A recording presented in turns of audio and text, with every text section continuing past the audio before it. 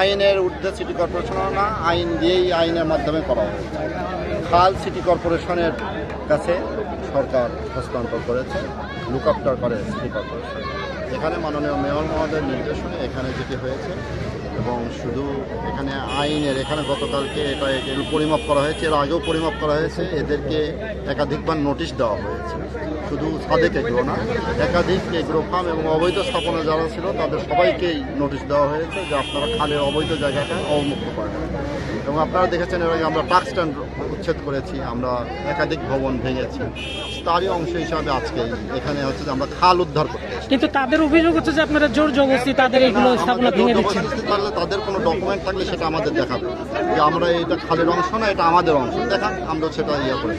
আমার সার্ভেয়ার, পানি উন্নয়ন বোর্ডের সার্ভেয়ার, গভর্নমেন্টের সার্ভেয়ার এখানে আছে, এখানে যারা জমি পরিমাপ করে তারা এখানে আছে। তারা যেহেতু এখানে যেটা পরিমাপ করে যেটা পেয়েছে, যেটা বৈধভাবে এটা উচ্ছেদ করা হচ্ছে, এখানে কোনো অলৌকিক ক্ষমতা, এখানে কোনো ইন্টেনশন, কোনো কিছু কন্টেনশনালি কোনো কিছু করা হচ্ছে না।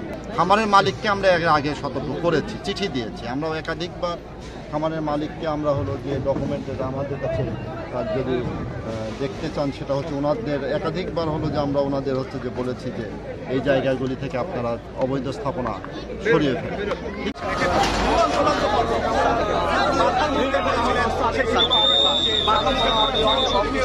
রক্ষা করতে পারেননি সেই অভিযানকে